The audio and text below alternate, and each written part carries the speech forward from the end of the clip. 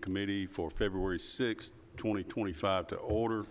And our first order of business is going to be to approve the minutes from January 9th of 2025. And I'm going to call on Mark, our secretary for right now, our assistant director, to make a clarification on item F, if you would, Mark. It's an item, or page 3 of your minutes under the evidence-based programming grant. The minutes that actually went out had the word increase there to revenue and increase to expense. And it should have been decrease to expense, and that's what you approved at the meeting with the budget amendment that was presented.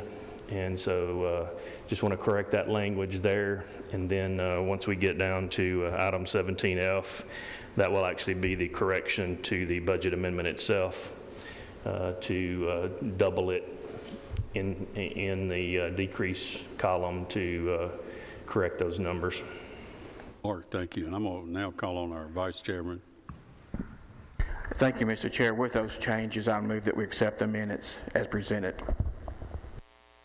I have a motion. Second. Second. All in favor signify by saying aye. Aye. Any opposed? Motion carries. I've been told we had no requests for public comments. Brings us down to the investment report, item 3. Beatty, Rutherford County Trustee. Good evening. To kind of give you our benchmarks, our bank rate is still 405. The LGIP rate dropped, I think, 14 basis points to 442. But if you'll look, fortunately, most of our investments are performing better than that at this moment. But it is getting a little harder to find those that are out producing that. But we're still looking and investing as we move along. If you don't mind, I would remind everyone that February 28th, Friday the 28th, is the last day to pay property taxes without interest. So you're certainly welcome to go to our website, rctrustee.com, or come by one of our offices or mail in those taxes, because it's that time. That's my report, sir. I have a motion to approve and a second. Any discussion? All in favor signify by saying aye. Aye. Any opposed? Motion carries. Thank you, Ted. Item 4, fund condition report. Michael. So I'll mention a couple things tonight. The first is, all of these are typical for this time of year, but the first is our cash balances are elevated as they are at this time of year when we collect the bulk of our property taxes, and then we spend cash down, throughout the summer months. So that is typical. And then on the revenue report, I want to point out a couple things. Our tax collected is right in line with where it should be, dating back for the last to 2016. But on the second page of the revenue report, on our general debt service fund, we have one line item that's 3,000% of budget. That is for the refunding entries that have been booked that not yet budgeted. We'll do that at the end of the year once we clean all that up. So that's just since we haven't approved those budget amendments for the refunding entries. But overall, our revenue is where it should be. Our county side of sales tax is remaining in the positive, which is good news for us. So everything's where it should be. And with that, that's my report. I have a motion to approve. Second. And a second. Any discussion? All in favor signify by saying aye. Aye. Any opposed? Motion carries. Okay, that brings us down to our risk management report.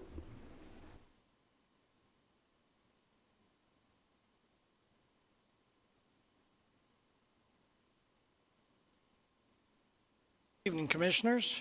Ed Elam, Insurance and Risk Management Director for Rutherford County. In the 264 fund for the month of January, you'll see revenue on the calendar year, which is also the same as the totals for the year, $1,860,406.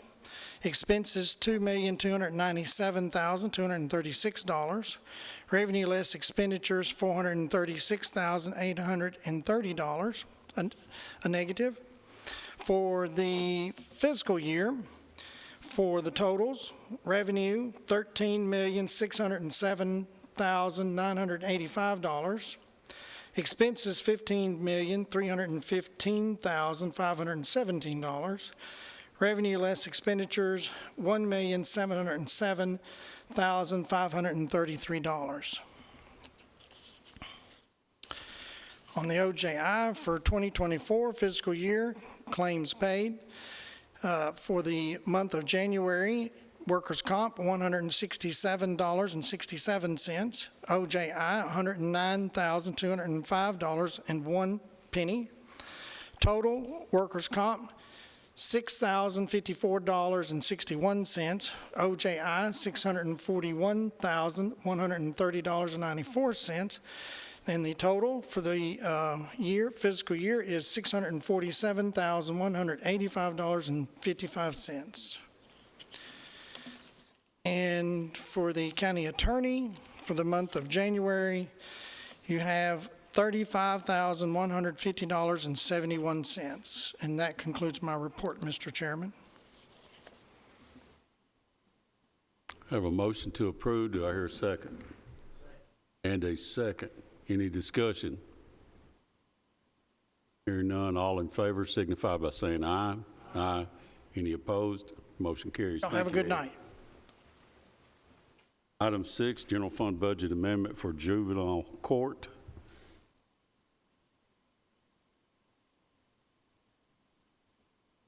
Welcome.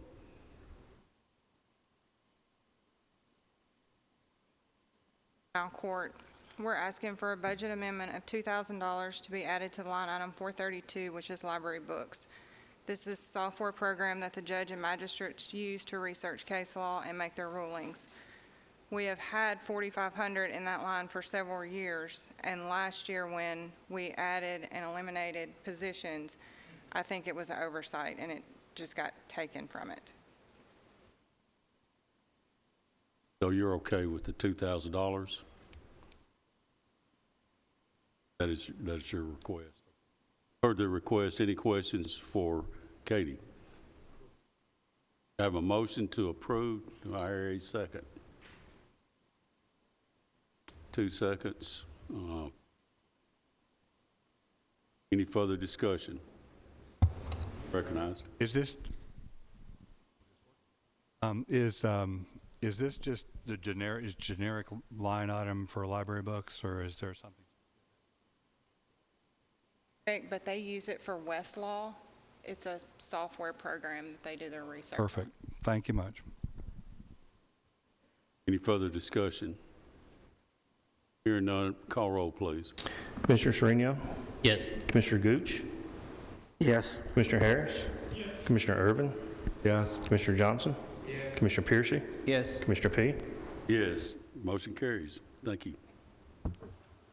Item 7, General Fund Budget Amendment for the 2024 State Criminal Alien Assistance Program Grant. Steve Spence with Deputy Chief at the Sheriff's Office. This amendment is to recognize the revenue and expenditures for the new award financial year 24 Bureau of Justice Assistance State Criminal Aliens Assistance Grant for building improvements for the Adult Detention Center. Plan on using the funds to update the cameras. We're requesting to accept the $49,032 and place into our data processing equipment. Heard the request. Are there any questions for Chief? I have a motion to approve. Second. And a second. Further discussion? Call roll, please. Commissioner Sereno? Yes. Commissioner Gooch? Yes. Commissioner Harris? Yes. Commissioner Irvin? Yes. Commissioner Johnson? Yes. Commissioner Piercy? Yes. Commissioner P? Yes, motion carries. Please continue. Thank you. The next amendment is to provide additional funds for overtime needed for employees covering vacant positions in Family Medical Leave Act. This is on the Sheriff's Office side, requesting to take $450,000 from the other salaries and wages and placing it into our overtime line item. Michael, can we take this next one together with this? Is that okay with the committee? Basically the same thing, overtime within their line items. Do I hear any objection? Please continue then. Thank you, sir. This amendment is to take $400,000 from other salaries and wages and place it into the detention overtime line item. Any questions for Chief Spence?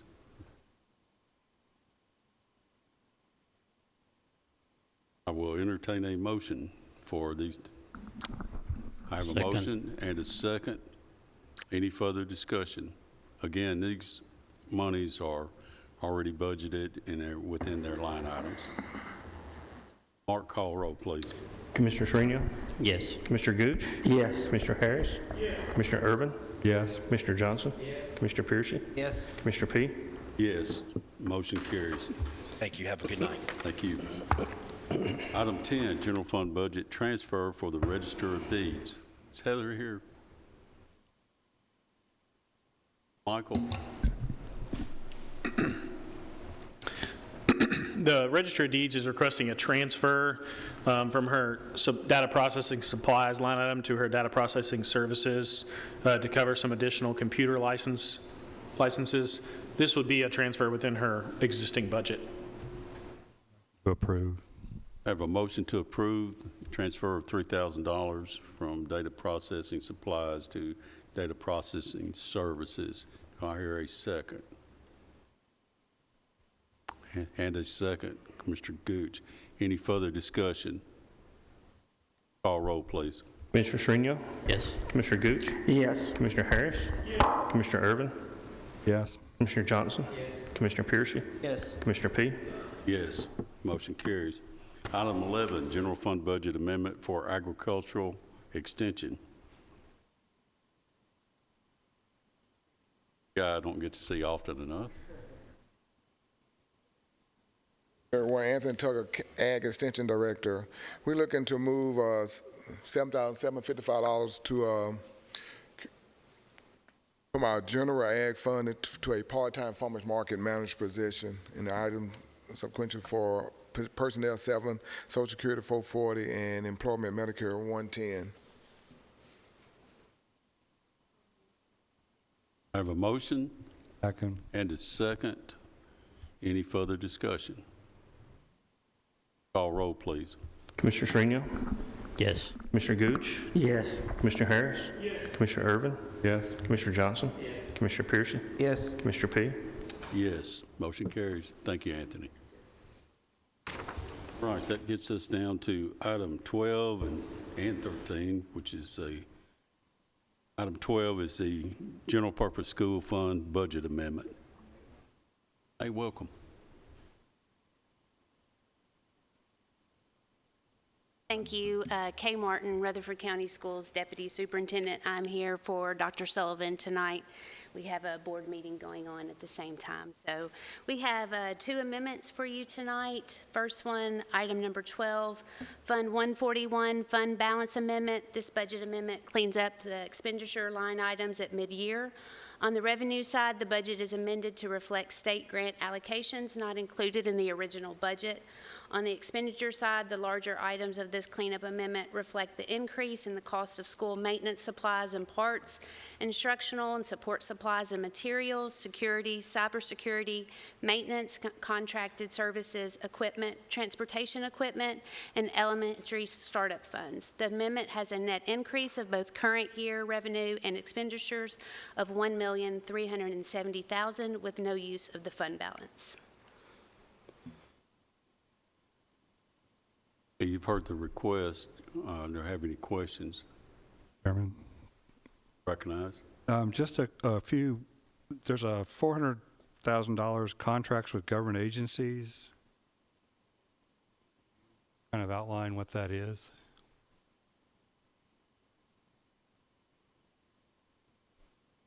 For it being school safety, I'm not going to go into too much detail, but what it is for our cybersecurity contract that we've got with a third-party vendor. So with that said. I think that one is SROs. Because the cyber is going to be in $302,000, I think, in technology. Okay, then, yeah, the $400,000 would be for the SROs, the security.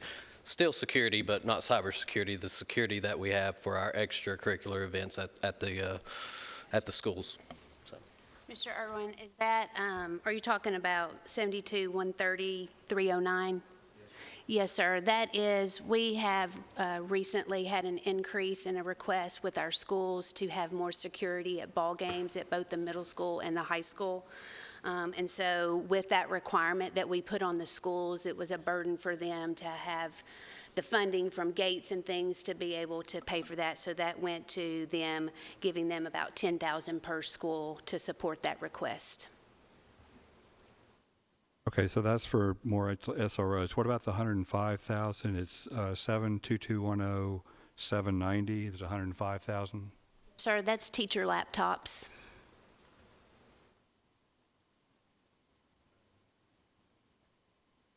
And then 7225 399 for 302. That's the cybersecurity. Sir. Are you adding any new people? No, sir. No, sir.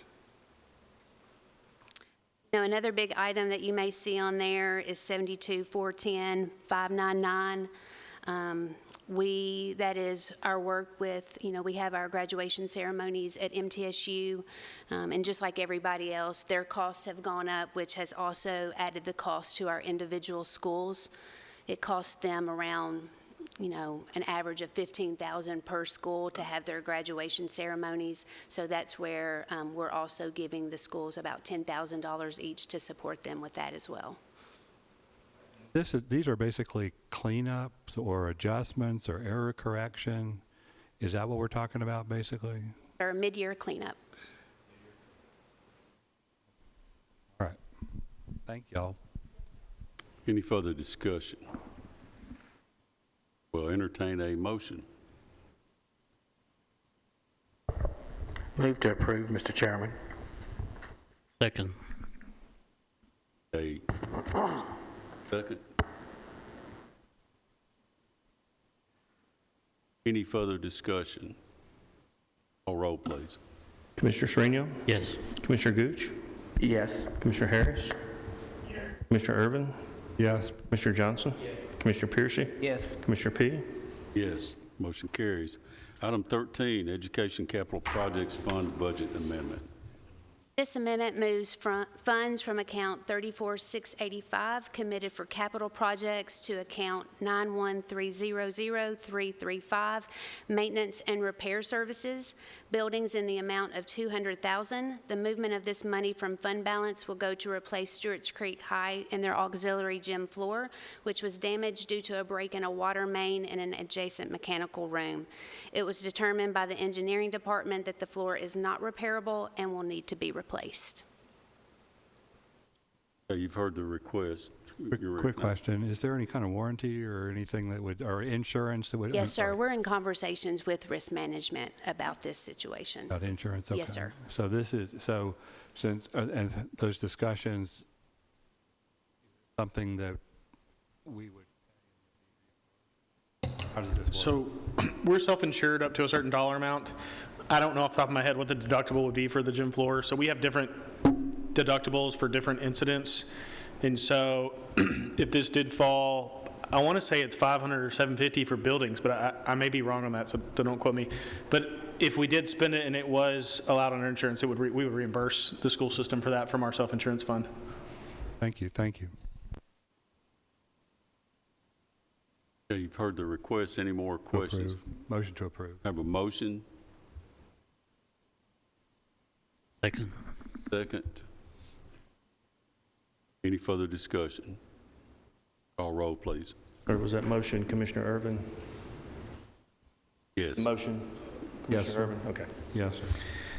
Commissioner Sereno? Yes. Commissioner Gooch? Yes. Commissioner Harris? Yes. Commissioner Irvin? Yes. Commissioner Johnson? Yes. Commissioner Piercy? Yes. Commissioner P? Yes, motion carries. Thank you, guys. You have another one?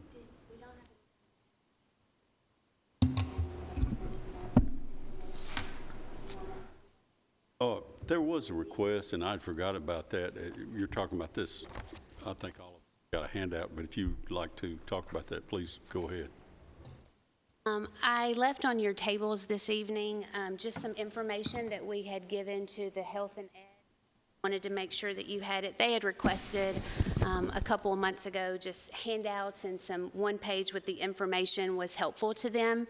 So the first page that you have is just kind of celebrating our schools and information. So if you are out and you're talking to your constituents, then they ask questions about Rutherford County schools, just some quick facts for you to have to reference as needed. On the back of that page, it's just, again, at the bottom, it has the information that was shared by Dr. Sullivan with Health and Ed. Recently, last week, on Tuesday, we had our Smyrna High School addition. We had a ribbon cutting there, and that was all because of your support, and we're very grateful, and thank you for that support. He gave an overview of the budget that kind of summarized the 24-25 budget, and then going into the 25-26 season for the budget there.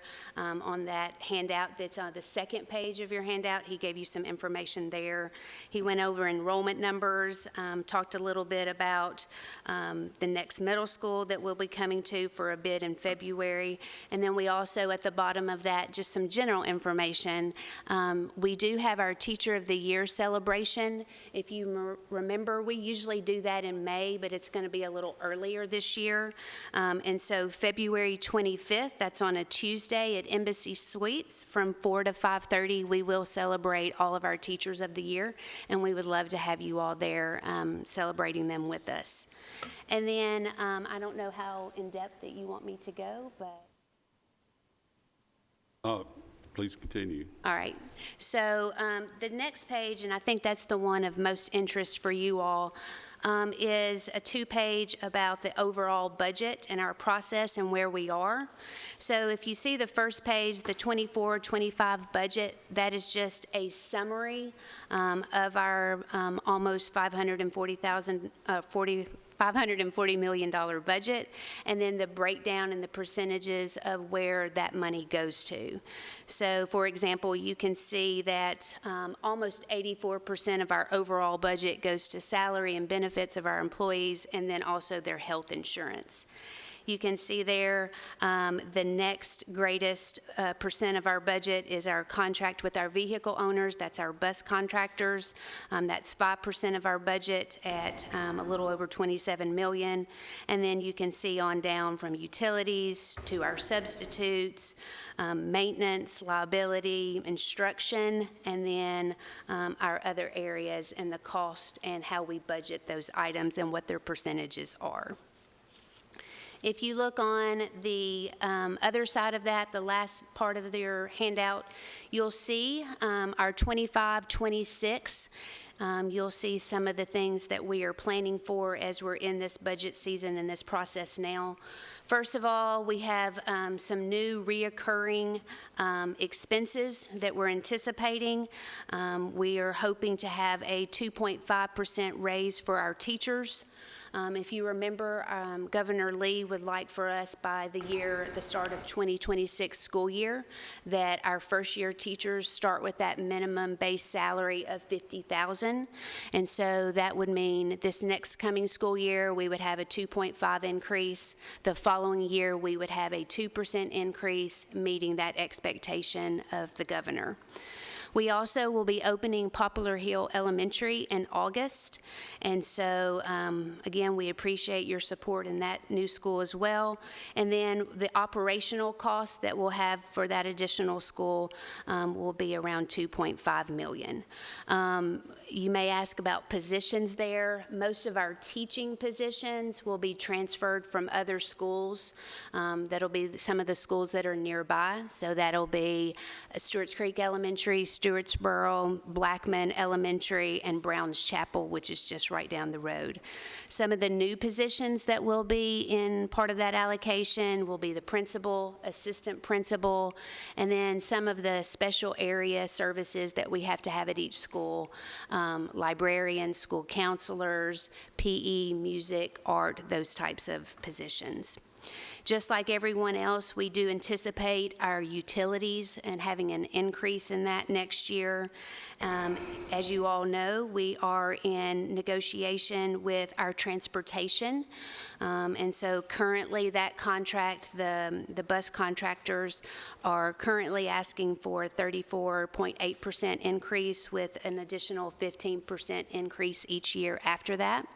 And so we've put there for you, if we met that full request, it would be an additional $10 million, but we're anticipating and trying to work with them to meet everybody's needs, somewhere between $3 million to $10 million increase there.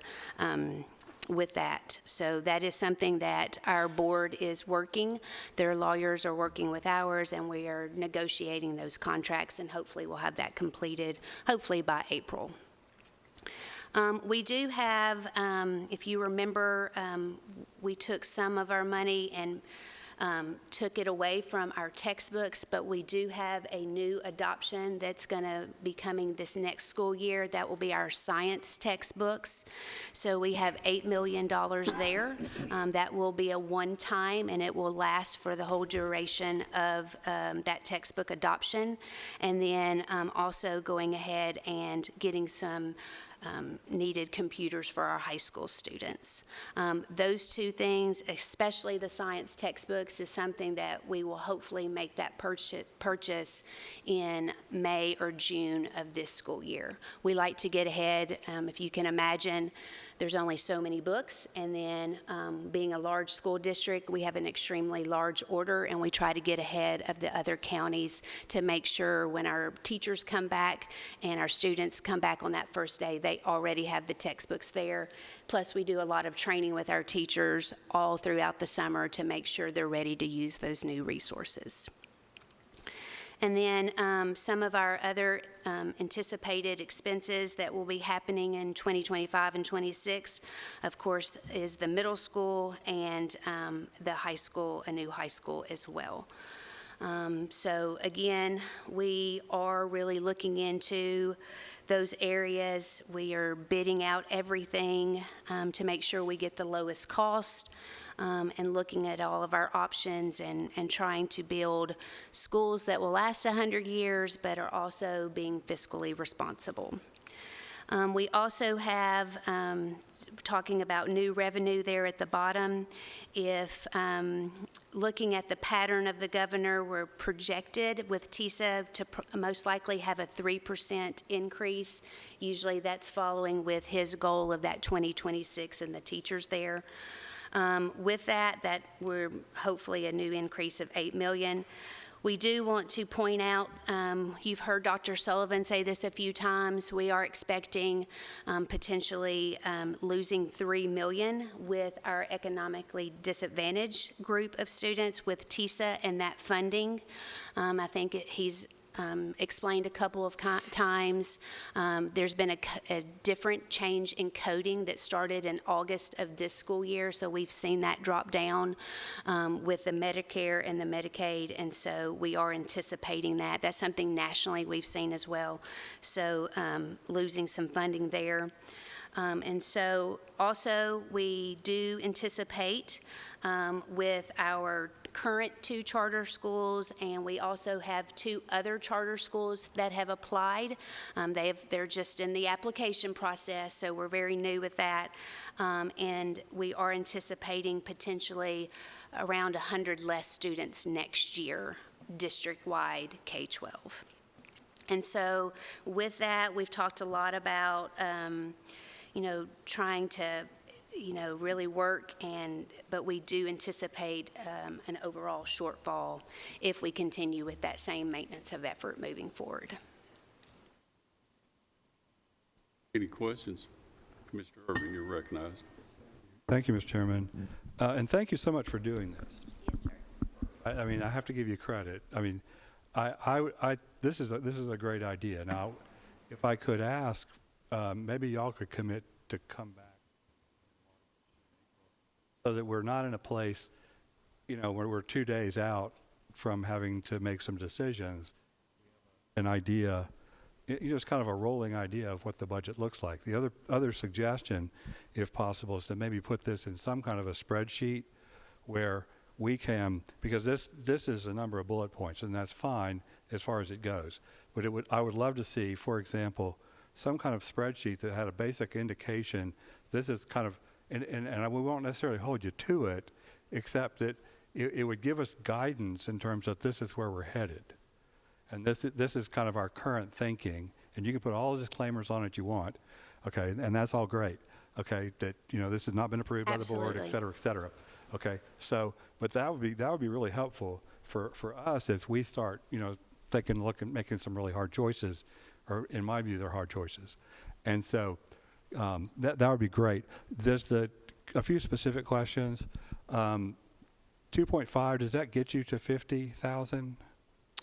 No, sir. That 2.5, we would have to do another 2% increase the following year to get them to the minimum of the 50,000. Okay. Okay, that's good. And then in the spreadsheet or whatever, it would kind of show this is how we are, this is where we are, and this is what we have to get to. Perfect. Okay. Poplar Hill, is that startup or is that ongoing? Say that again. I just didn't hear you. Startup costs, or is that ongoing? Is that expected ongoing costs? That's a reoccurring cost to open the school.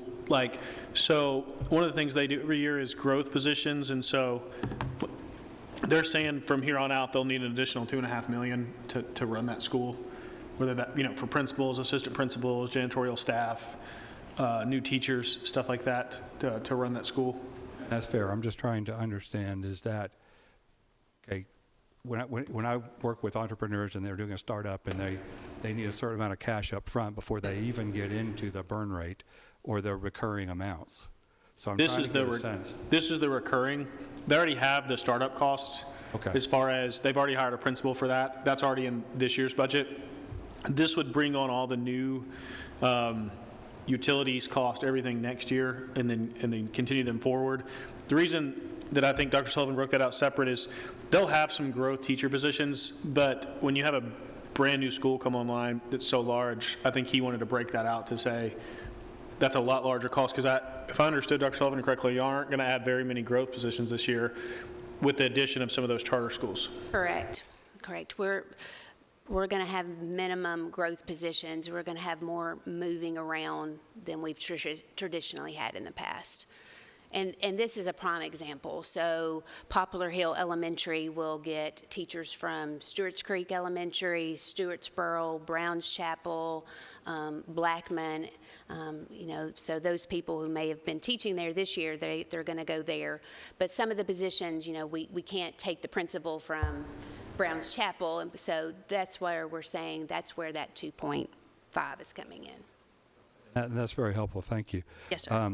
The science textbooks, are these online? Is this a license, or is this physical books? So it is both a lot of times. So the state puts out bids on these, so that's where we're choosing from. Right now, I'm going to give you a little more information than you probably want to know, but I'm going to go to my teacher side. So we have a committee of teachers that involves lots of experience, and we have administrators on there. We have specialists looking at that, and they're going through all the different options that the state has given us. And then once they determine which textbook that they would like to select, then they're going to look at the bundle options. And so we will keep it in this amount, and that will kind of drive what we are able to buy.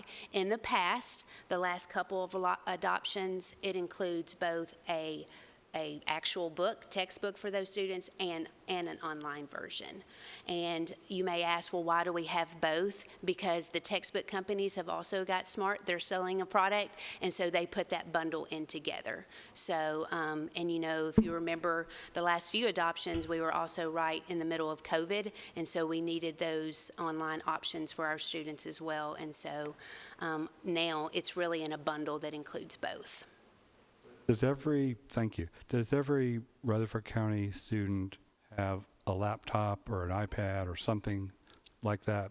So our high schools are one-to-one, but our elementary students are not one-to-one. But every student has a hard copy, and then they also have online resources and options. So if they're doing that at home, they forget their textbook, all of those types of things, they have those. But our elementary students, they do not have their own individual laptop or iPad. And going on to the debt, the middle school, what's the status or what's the timing for that? Sir, so that is going to go to bid February 28th. Then that will be open on March 20th at 2 o'clock. And then we're hoping to bring to Health and Ed information on March 25th and you information on April 10th.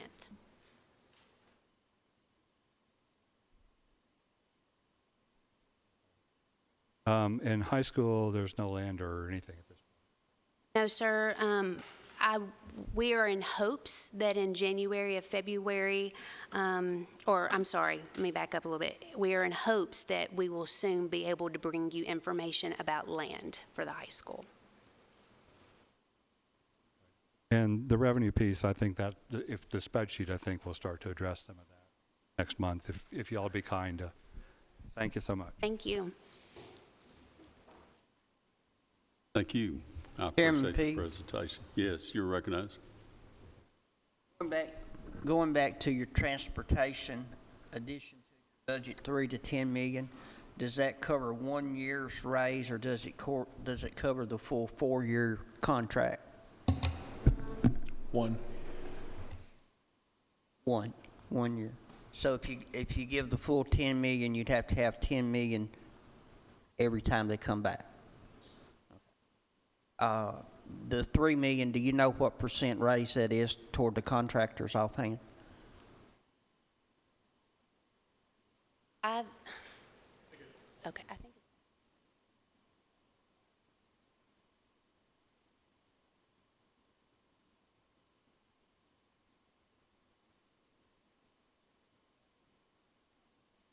I'm thinking a 5% increase would be around one. That 3, you're looking at kind of 10%.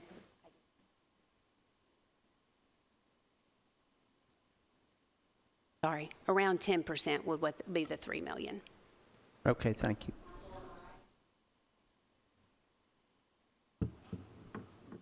Any further discussion? We thank you for the presentation. Let me just kind of follow up what Commissioner Piercy was asking.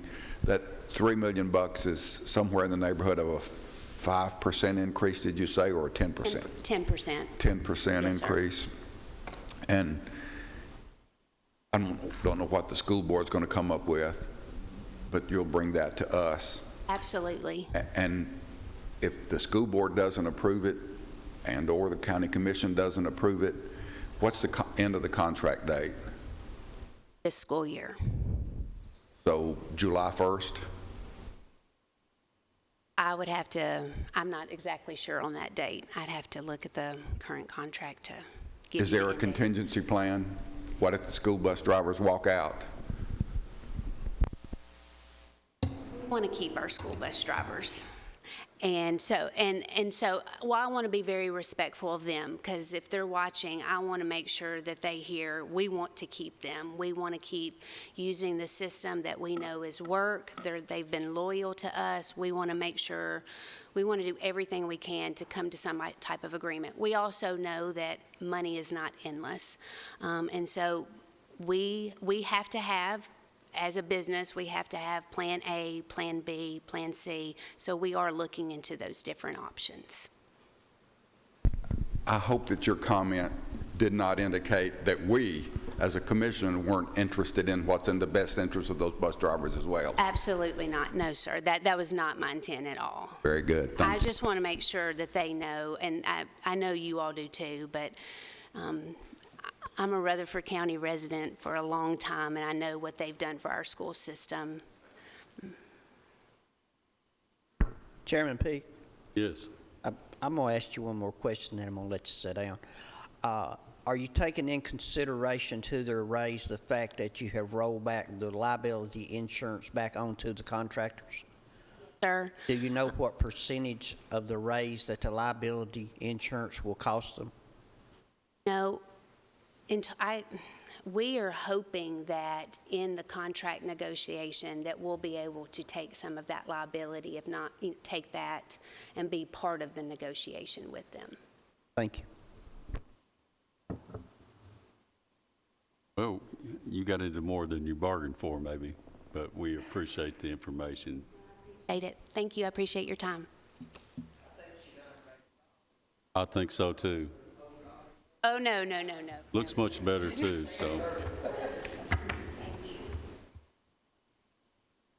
Right, that brings us to item 14, acceptance of essential equipment purchases for licensed ambulance services in the Tennessee Grant for Emergency Medical Services.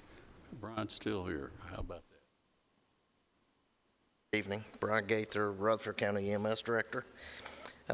We're asking to be able to accept the grant from the state of Tennessee for the essential equipment purchases. That's a no-match grant. We applied for it a couple of months ago. We got word that we did receive it. The whole process is not complete. They're working it through the process of the state, working on the contract. So once this contract is received, I also want to ask if the mayor can sign the contract to get the process rolling to get the reimbursement money. The total grant that we asked for was $98,831.20. Brian, remind me, is there a match to that? No match, no, sir. Okay, you've heard the request. Recognize, go ahead. Motion to approve. I have a motion to approve and a second. Would you add to allow the mayor to, or any appropriate? I'd be glad to. Yes. Second, it's the same. Got that for me? Yes. Any further discussion? Call roll, please. Commissioner Srinial? Yes. Commissioner Gooch? Yes. Commissioner Harris? Yes. Commissioner Irvin? Yes. Commissioner Johnson? Yes. Commissioner Piercy? Yes. Commissioner P? Yes. Motion carries. Thank you, Brian. Thank you. Item 15, Rutherford Opioid Board recommendations and the opioid abatement fund letter of agreement. That's from the state of Tennessee. Michael, you want to carry? So for the last 2 years, we've received money directly from the state of Tennessee Opioid Abatement Council. I believe this will be the third year. We need to, if we want to use this money, we need to accept it, and then we accept using it in the requirements that come with it from the state. This is the state portion, and just if y'all remember, we also receive a portion from Brown Greer for the county's portion from the settlement, but this will be the state grant portion, and it'll be a little over $1.1 million.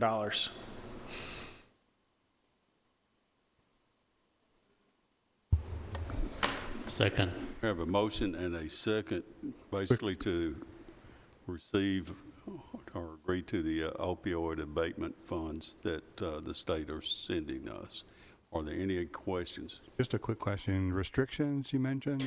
So there is a restriction. It has to be spent on opioid abatement and remediation purposes, and then the Opioid Abatement Council gives us an outline, and it's pretty broad, but it has to fall within that categories that they allow us. So that's what the opioid committee does every month is when they receive the request for these, they make sure that, and MTSU make sure that it falls within the guidelines, and then we submit the reports back to the state that we spent within those guidelines.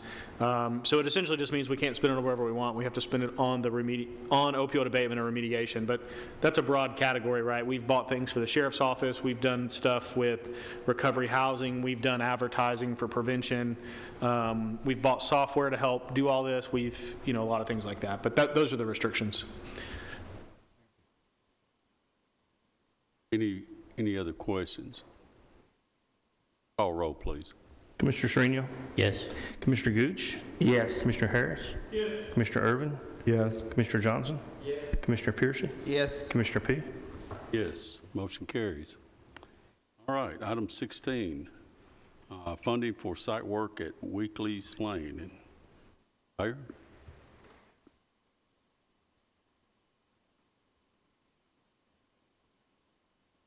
Welcome. Thank you, Mr. Chairman.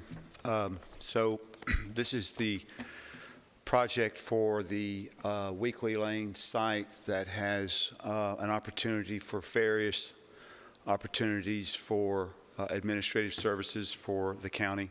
As you probably already know, we have the clerk's office out there. We have the convenience center. The total site is about 17 acres. What we have left is about 10 acres. Part of this site is in an EPA, a Corps of Engineer flood area.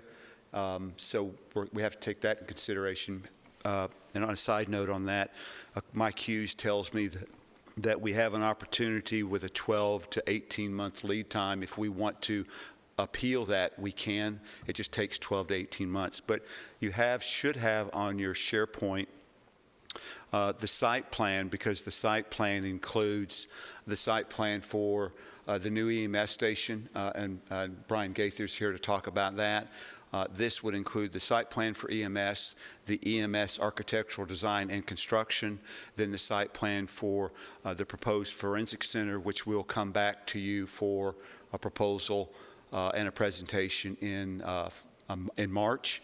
And then the parking improvements for Lisa Kroll that she's requested. I think those are about, Adam, I think that's what, 25 spaces, is that correct? And then when Klein Sweeney was looking at this particular site, they've identified about 5,000 to 7,000 square foot facility building for future use, undefined, that we could use. So what we're trying to do is we're trying to use as much of this available land as we can for future growth, because as you know, we're seeing a tremendous amount of growth in Smyrna and Laverne. And those administrative services that the county can decentralize towards Smyrna and Laverne, like the clerk's office, we want to do that. And so what we're proposing is that we do all of the site work so that when we do decide what type of facility we're going to move in there, it is already site ready. We believe, according to a number of different sources, and I think Adam can talk about that if he needs to, we can save between $500,000 and $1 million if we do all the site work at once, as opposed to doing the site work for the EMS station, or doing it just for the parking for Lisa Kroll, or doing it for the forensic center, or the undefined future 5,000 to 7,000 foot building. So what we're asking is, and I think, Michael, you could help me here, what we're asking is to move the $4.4 million Dell Web money that was identified. We don't believe it's going to cost that much, but we're asking to move that to fund the site work for this entire project and the EMS station. Did I get that right, Michael? Yes, I just want to clarify too. So right now we should have about 4.4 million, the mayor is correct, left over from Del Webb. But generally what we do and have done in the past, and 171 is not a budgeted fund, we budget by project. And so we shift money from project to project. And so if this body would like to move forward with this project, I would recommend shifting the leftover money from Del Webb to this project. We won't know the exact amount until the Plainview Public Health and Safety Building is done. It could be a little more, it could be a little less. And then obviously all of these projects, including the EMS building, would have to be bid. So any money that's left over would come back to you just like we are right now, and we would shift to a new project. So if there would be a motion and this committee want to move forward, it would be to shift the remaining Del Webb money to, and then you would list the items that you wanted to shift it to, which would be this Weakley Lane project. Thank you. Mayor, does that conclude your presentation, or, I mean, I want you to stay here to answer questions. No, I want to answer questions. I do better with questions than I do with presentations, Mr. Chairman. So yeah, I'll be glad to take questions. Thank you. Questions from the committee.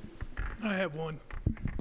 Mr. Mayor, is there any reason why we can't build this EMS with PBA?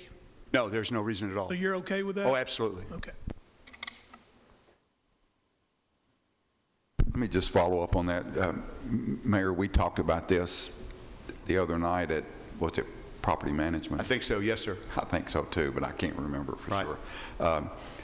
When is the proper time for us to say public building So let me just tell you what my idea is. Klein Sweeney, KSA, has done a great job for the county over the years, long before I got here, with architectural and design. Having said that, and I've talked to Bart about this, I'm very uneasy as the mayor having only one architectural design firm to rely on. And what I would like to do is I would like to reach out to some local architectural firms here in Murfreesboro to see if they can qualify for a design like on the EMS station. Now, having said that, and I think Brian can help us with this, the EMS station, we generally, Brian knows exactly what he wants in the way of an EMS station, and it looks a lot like what we have on Rutherford Boulevard across from MTSU, except it's just a little bit bigger. Having said that, we still got to generate the drawings for that construction project, and quite honestly, I would like for us to have a Plan B and maybe even a Plan C about architectural and engineers who service the county. The county, as we all know, is 400,000 people or almost, and we just need to have other alternatives in case KSA is unable for whatever reason to meet that obligation. So whether the PBA is doing that or we send that out makes absolutely no difference to me. I just would like for us to reach out, and I've got a couple architectural firms that I'd like for us to look at, but that is a decision for the commission to make, and I'm fine with whatever direction we go in. Hope that answered your question. It does. This commissioner would like to see the PBA involved as early as possible. And talking with a couple of members of the Public Building Authority, they're anxious for another project, and this would be a perfect one for them. Yeah, so from my part, if this leaves here tonight and it gets to the commission and the commission approves, the commission could make a motion and the recommendation with a second that we hand this off to the PBA, and that would be fine by the mayor's office. You will have to add, if it goes to the PBA, you will have to add more money to this project. Just wanted to clarify for this body. Mr. Smith, can you explain that, please? There's some different costs associated with this project, as I know, and somebody can correct me, the mayor can correct me, the estimates that I saw from KSA do not include some of the increased costs that could result of going to the PBA. So there's some additional legal fees we pay at the PBA that we don't have in-house because they have a separate legal counsel. And then there were some additional cost requirements that we incurred on the Plainview building. So I just want full transparency. I don't want somebody mad at me that we get there and we have to add money. So, thank you. Do we have a sense for the additional cost? I'm sorry, did I miss that? I do not, Commissioner Irvin, I do not have those costs available about what the increase would be. Michael? So that they're billed differently. So, and I'm sure everybody knows this. So when we pay to review a contract from the county, we already cover that under Nick's contract. It's already under retainer, I guess you could say, under his salary. We pay the PBA's attorney on an hourly basis. So anytime they have a meeting, we pay for that time. We pay for review of this, anything like that. So we'd have to factor in those costs. And then when it comes to different requirements that they've had in their last PBA contract, we had some discussion about that, if y'all remember, on the bonding requirements in the Plainview building. They did agree after coming to this body to remove some of those to try and to bond some of the subs. I'd have to go back and look and see what that particular cost was, but the legal cost it just varies based on how many hours that they put in or phone calls they take. That just wasn't in what was given to me, so I just wanted that to be. Mr. Chairman, can I ask a question? So Michael and I are going to have a little conversation. So are the additional costs, Michael, are they pretty much legal costs associated with the administrative process of the PBA? Am I understanding that right? That, and depending on what they've had some custom contracts on these public health and safety buildings, so it depended on what the bonding requirements were. We had some in-depth discussions here at Budget and Commission on the Plainview building, if y'all remember. I don't have any control, neither does the mayor's or this body, on what they put in that contract. So I think if we sent it, we would need to send something along the lines of, kind of like we did when we sent them some directive back on the Plainview building to some directives on the bonding requirements. So those are the two largest ones that I think need to be taken into account as we move the project over to them. Is that something property management can kind of help sort out? Because I remember the distinction with the bonding issues. I mean, that was a significant amount of money, but I think at the end of the day, everybody came to an understanding. And the legal fees, I'm not sure. What are you probably talking, 10 grand maybe? It depends. They were significantly higher than that over these public health and safety buildings. They were significantly higher than 10 grand. I'll say that. I don't know off the top of my head. I'd have to pull them. I just know it was higher than that number. But generally what happens is, the PBA works at the pleasure of the commission, or at the pleasure of the legislative body here. So anytime y'all send them a project, you send them with a directive with it. And generally that's, here's your cost, build this project, here's what it needs to look like. And then they take it from there with your direction, with, property management, this body, and ultimately the commission. Any further discussion or questions about the PBA? Something I'll note, or at least in my mind, part of the reason for these costs are what we've actually imposed on them, said, hey, we don't want you out here making mistakes, so they're upping the bonds. So I think that's something that property management could definitely work with them on. If you find out that, hey, it's more efficient for us to go another way, then come to us and tell us. But I'm like Chairman Phillips, I tend to want to go through our PBA. I've been with this county for a long time, and we've used them and been very successful in getting well-made buildings. And I can appreciate what the Chairman's saying about working with the PBA and having a meeting of the minds with that committee. Michael, if I may, Mr. Chairman. So is there a better time for this body, the commission, to send a project to the PBA than not? I mean, is it a timing issue? Do you see what I'm saying? Because for the mayor's office, I can tell you that one of the benefits, again, granted that it may cost more, but it's also something that the mayor's office doesn't have to administrate, which, quite honestly, we kind of appreciate a little bit with everything else we got going on.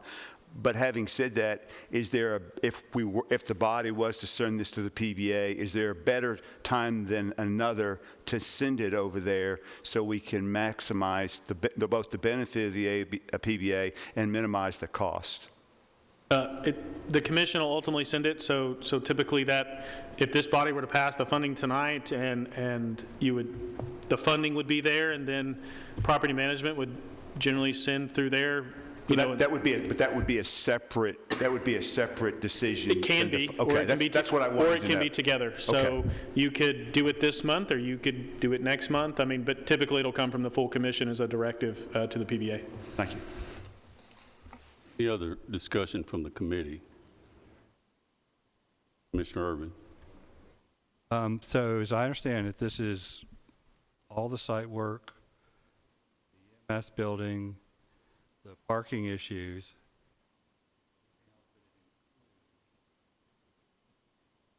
I list the basic components. Let me restate it so I get it right. So we're talking about the site work for the following: the site work for the EMS station, the site work for the proposed yet unfunded forensic center, the site work and the completion of the additional parking for Ms. Kroll, which is 25 spaces, the site work for the yet undefined new building for which we don't know what it's going to be, which is about 5,000 to 7,000 square feet, and the construction of the EMS facility. But just to be clear, it's not a request or a vote for a forensic center. No, sir, it is not. That will be a separate request, and I will bring that to this committee along with other committees in March. And the other piece is the funding from the Del Webb money? From what? The funding source is the Del Webb money and only the Del. And I have an answer for you. You asked how much the legal fees were. They were almost $120,000.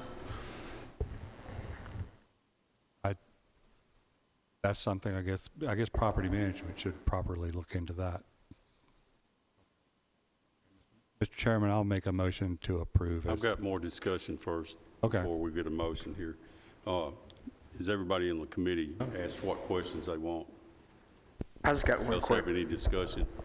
One question.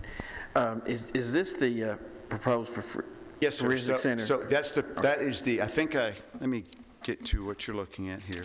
And my question was going to be, So on the if you have on your iPad, you see that blue square, that is the undefined yet proposed 5,000 to 7,000 square foot facility.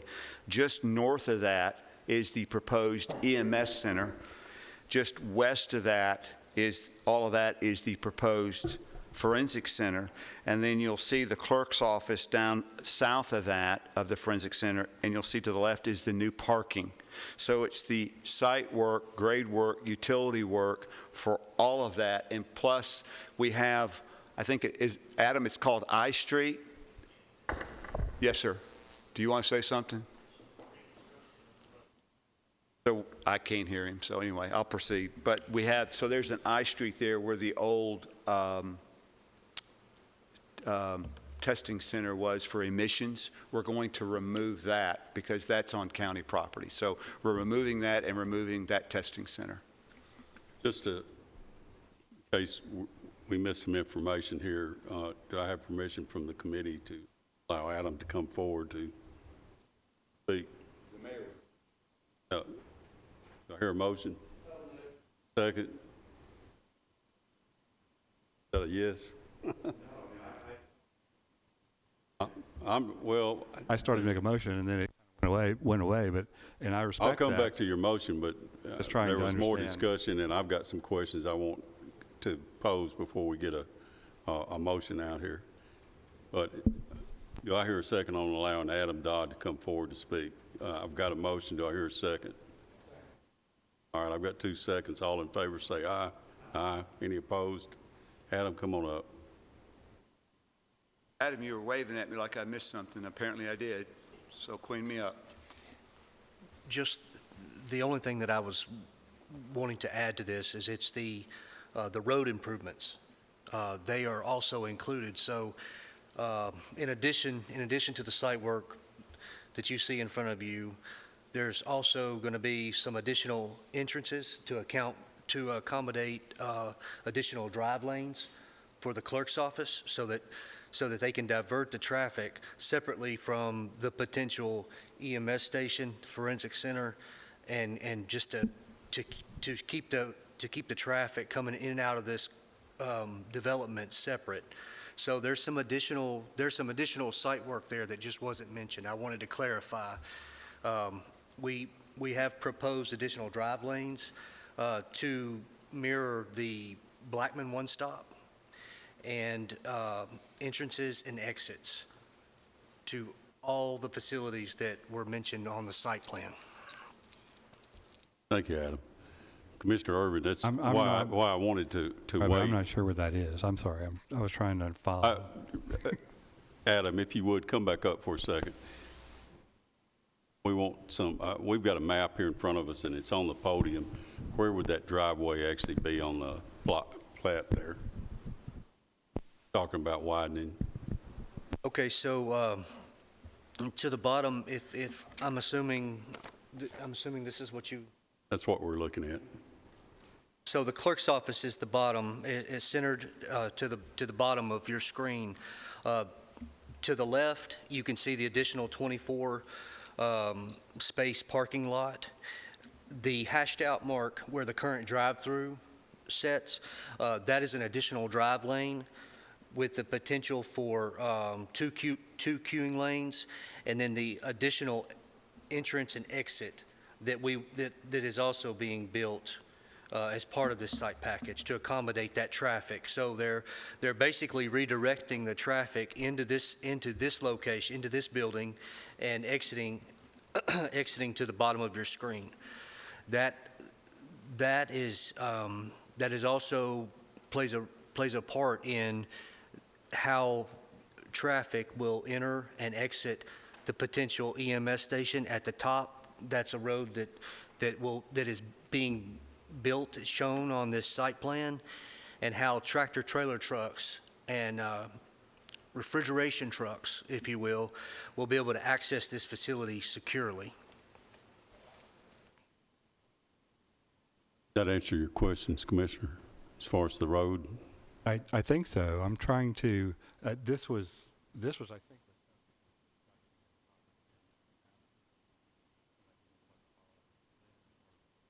starting to follow now. I'm trying to understand it. Adam, you can walk over and point to him on his map if you want to. I mean, I'm not trying to be trite. I'm just saying, hey, that's the quickest way to show you. How much, is there additional cost to this, or is it not?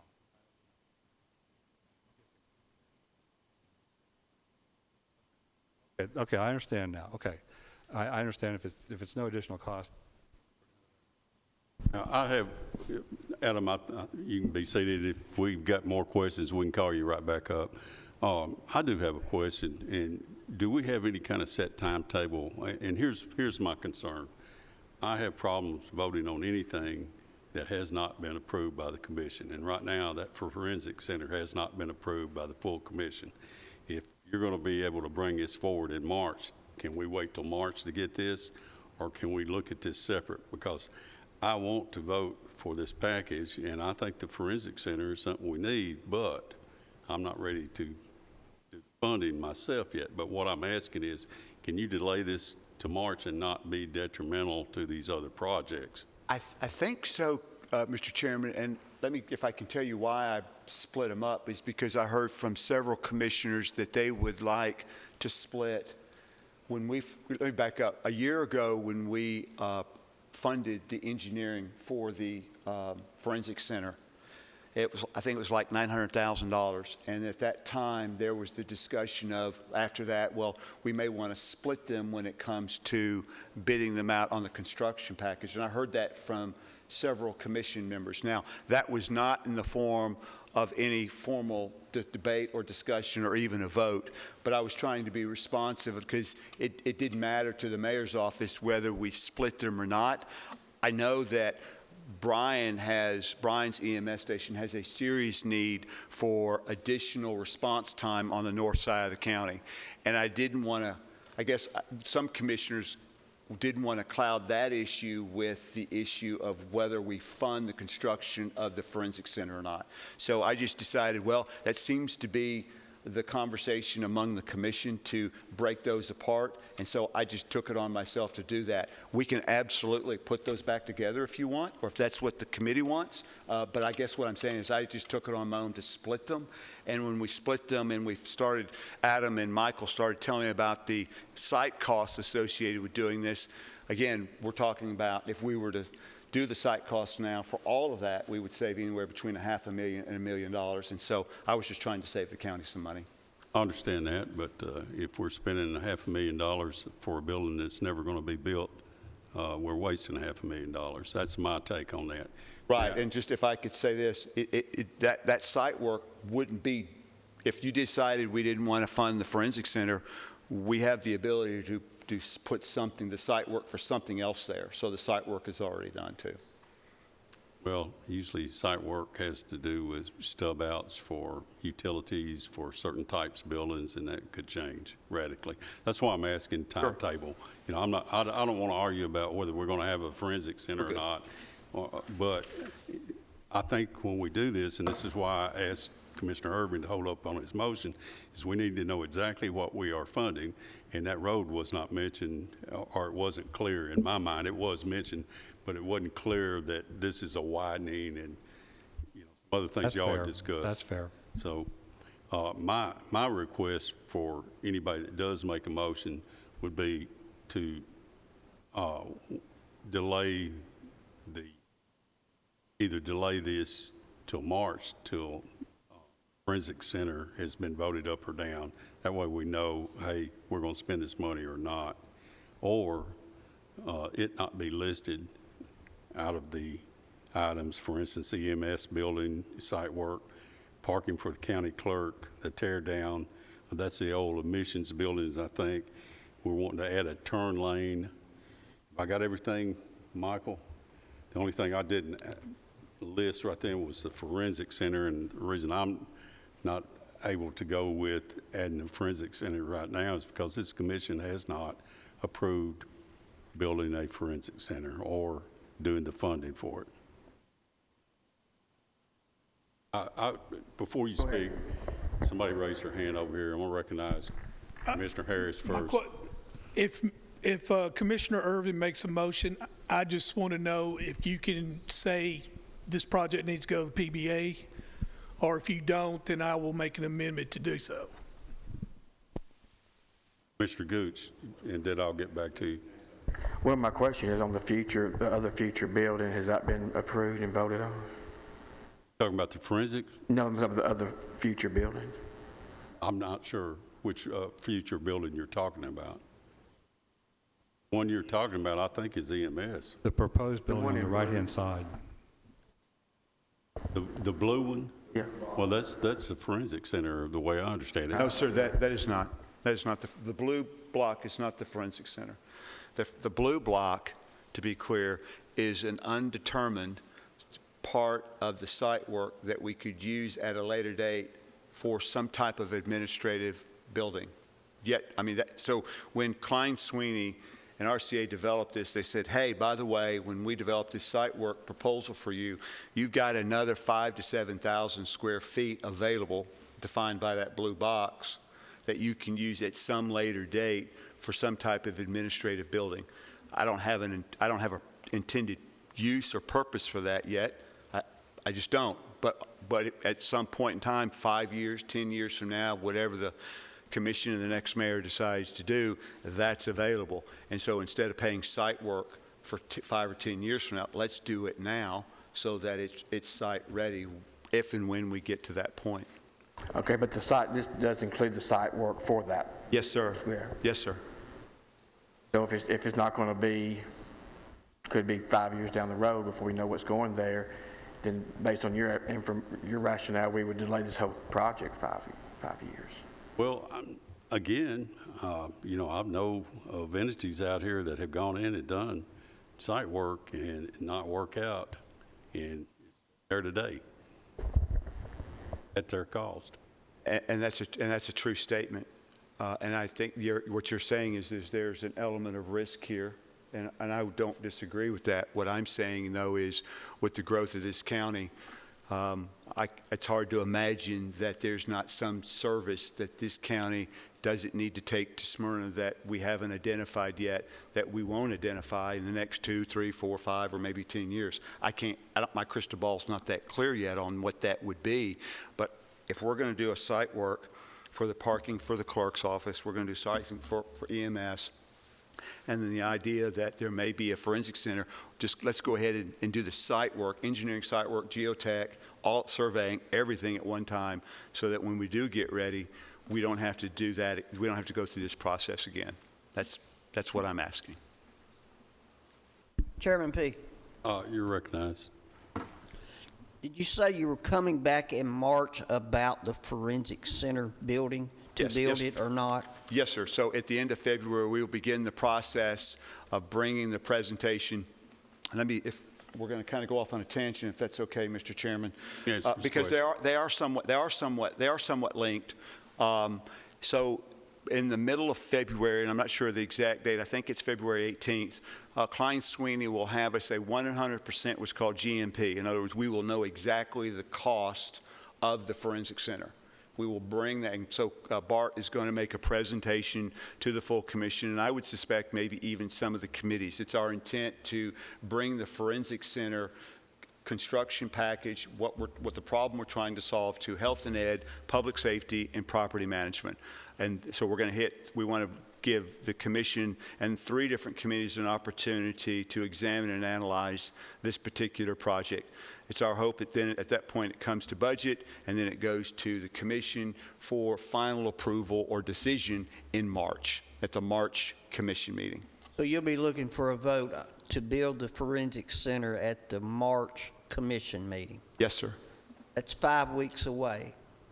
For $500,000, could you not postpone it, what you're asking for tonight, and come back in March? Oh, absolutely. For the mayor's office, it's 6 one, half dozen another. And I want to just, again, to reiterate, we were trying to be responsive to what some commission members were saying. We want to split the package. So we were trying to be proactive in that regard. I don't have a problem splitting it. I don't have a problem putting it back together. That's my thoughts, is to bring it back and put it off for what, 4 or 5 weeks? That's what you're talking about? Chairman Phillips, whenever the March commission meeting is, that Thursday in March, whenever we meet, middle of March sometime, that's when we will bring this to the full commission after it's gone through the appropriate committees. Well, that would ease Mr. P's concern of wasting the money on design for something that we might not ever build. Pretty simple. It's just a thought. You want to make that into a motion? I can. Well, Commissioner Irvin, I'll withdraw my motion, but could I have a question? Your motion never was recognized, so I want to make that plain. So, but go ahead and ask. Well, wait a minute. He's made a motion. Let me see if I've got a second, and we'll have discussion. He's got a motion to defer till next month. Yeah, for 5 weeks. It surely, will a month hurt you? Could you restate the motion, please? My motion is to postpone the whole presentation till next month. Adding to that, to send it to the PBA for their work when it is approved. But, you know, for $500,000, 4 weeks, it's well worth it to me. And just if I could, the number $500,000 isn't going to change in 4 weeks, just so the committee knows. So, before we keep discussing, do I have a second on this motion? Okay, we have a motion and a second. Please continue. No, I wanted to make sure whether you put them together or you separate them. I don't believe there's any financial cost associated with doing that. So, again, I was just trying to be responsive to what I heard from some commission members about splitting them. Okay, we have a motion. Can I say something? You're recognized. So, I'm a little confused, so just help me out here. I feel like we need EMS. I really do. But I'm not real sure on this forensic center. I don't know if you have the votes or not. I don't know. I don't I'm just either. saying that I'm kind of conflicted here because I feel like we need that EMS. And Mayor, when you come back in March, can you kind of give us the cost with the site so we have every single thing so I know exactly what we're dealing with? Yeah, I most certainly will do my best. And if this committee, and this is important for us, especially the Budget Committee, I would implore you to send me an email and get me a question so I can get Michael to help me do the research so we can have your questions answered at the next appointed Budget Committee meeting. Because, Mr. Chairman, I think what the motion's going to say is we will pick up the EMS portion of the forensic part of this in budget to send it on if it's approved to the full commission. Would that be the parliamentary procedure? Because are we pausing here, or do we need to take the EMS and the site work back to property management and back to public safety where it came out 7-0 recommendation? That's what I'm not sure of. Personally, I don't think that needs to go back. The only problem I've got is with this forensic center not being approved and going ahead, and that's what this vote will determine if we do that or not. Is there any more discussion pertinent to delaying this vote to delay for 4 weeks or 5 weeks, whatever it is? You're recognized. I'm not sure I understood the motion, but I understand it went through the committee process. The committee recommended to send this to budget with a positive recommendation. They didn't approve it, but they sent it forward with a positive recommendation. If we just delayed the decision a month, I don't think it would have to go back through the committee process because they've approved this site plan. So it would just have to come back here, depending upon the conversation with the forensic center. So I think that motion would allow us just to come back here, but the forensic center is going to go through the committee process before it comes here. So they'll have a chance to look at that. Thank you, Chairman. Any further discussion, Commissioner Irvin? So in March, we're going to get this package plus a forensic center. Is it going to be included, or is it going to be somehow separated out? So let me restate what I think Chairman Phillips said. The EMS station and the site work is going to stay here until such time as the forensic center makes it to budget, and then the forensic center, the EMS station, and the site work for all three will then move forward. But the EMS station is just going to stay here until if and which time it comes here, is the way I understand it. And that's what I needed clarification on. Did I get that right, Chairman Phillips? Yes, if this would have been approved tonight, it would go before the full commission next week. Right. But since we've delayed it a month, it will not go before the commission next week, but it'll go before, it'll come back to this committee next month and then be forwarded to the full commission on the 13th of March. And if we want to complicate things further. Don't do it. Well, you could send it to the commission and then the commission could just hold it.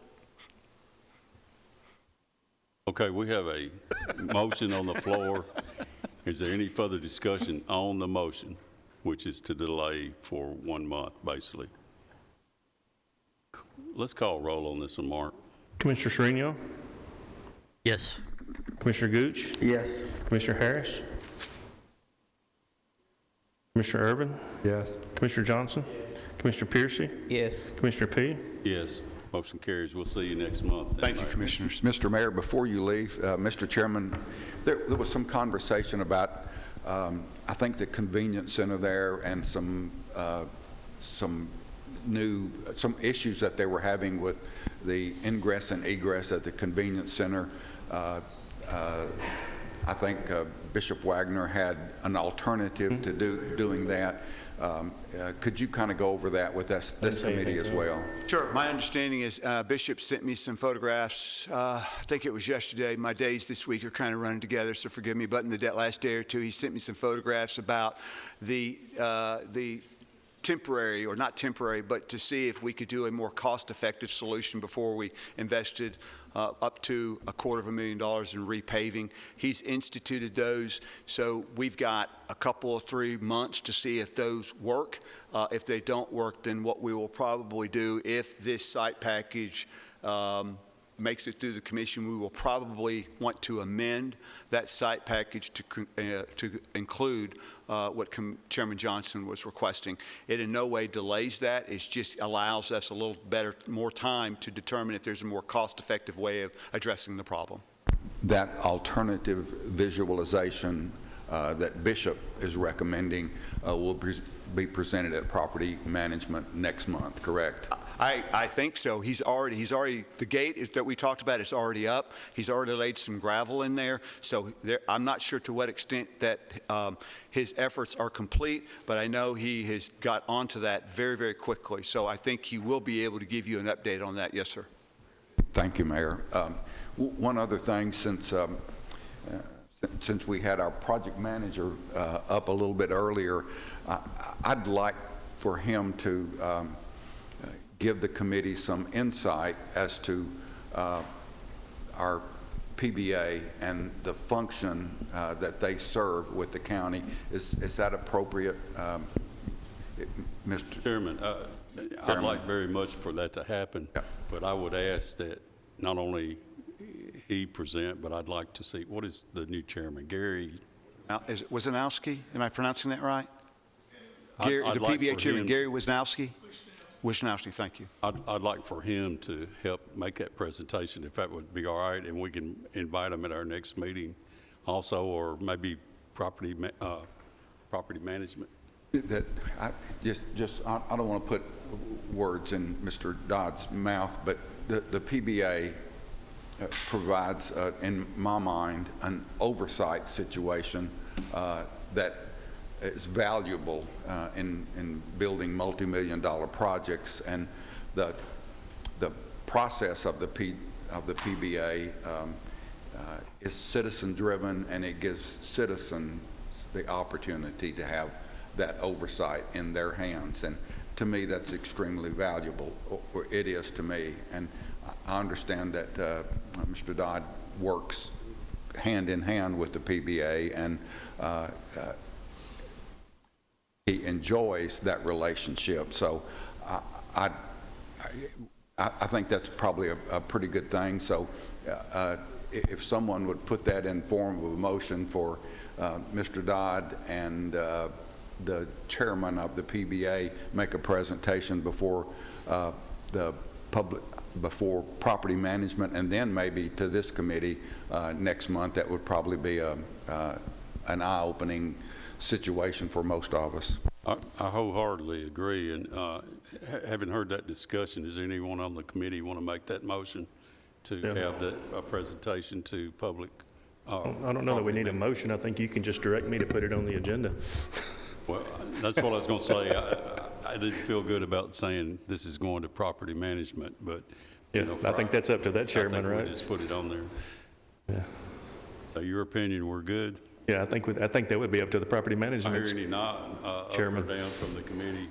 If not, then we'll request property management to entertain having Mr. Dodd and Gary, and I'm afraid I can't pronounce his last name, present to them and to us at our next meetings. Okay. Am I dismissed? Oh, yes, certainly. You're welcome to stay, though. We do have a couple things under other business. Didn't really kind of got caught by surprise. But one thing I'm going to surprise you even further, I'm going to add one that we haven't mentioned. And I'd like for Cody York to come up, if you don't mind. I asked him to stick around for a minute, and you'll soon find out why, and he will too, because he doesn't know.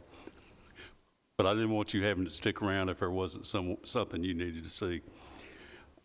I've recently been reviewing some of our commission meetings and some of our committee meetings. And there are so many times that if I turn sideways, my voice cuts completely off. If somebody's got their mic here or there, you and I have talked about the volume. And what I'd like this committee to do, and maybe property management again, but I'm going to take direction from you guys, I'd like to look into the cost of getting a better system in here for us to communicate, especially since the public has, I've had people from the public tell me, hey, I can't hear you guys, or you're cutting out if you move the mic this way or that. But anyway, that's why I asked you to stick around for a minute. Would you like to address that a little bit? Sure. Thank you, Chairman. Thank you, Committee. So with any kind of audio engineering, there are some issues you have to consider. So one is, do you want a mic that catches a lot? Does it throw a lot and catch a lot? If it does, then you start running into interference, feedback problems, and so there's different ways you can solve this kind of problem, right? You can mic the whole room. The problem with micing the whole room is everything then gets picked up even if you don't want it to. So, someone could lean over and say something, someone, so that may not be a situation. You'll have people talking over each other because they won't have the floor. Even the way that the room's set up, so just then, right, I wanted to turn around and kind of acknowledge the chair and make sure that he's tracking with me. But if I turn away from this mic, I'm going to drop off. So, having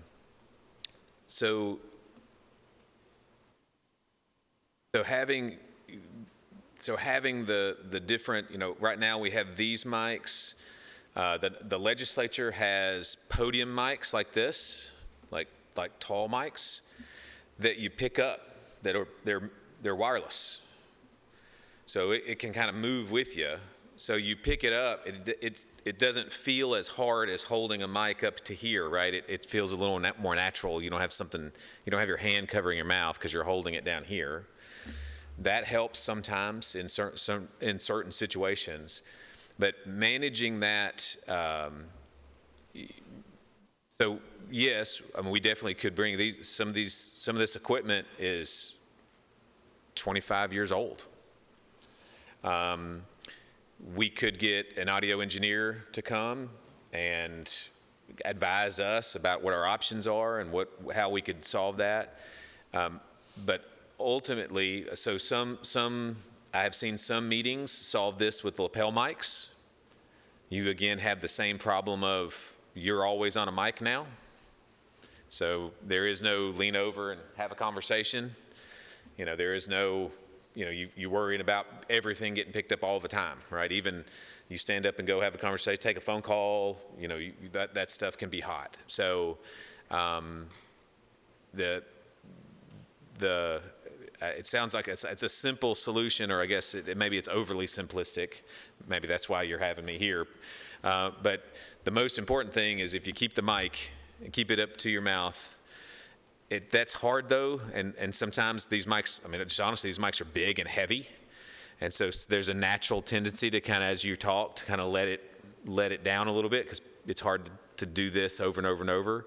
Sometimes people talk with their hands and gesture with their hands, and so they're moving the mic in and out. So it sounds like a simple problem to solve, but it's actually not a simple problem to solve.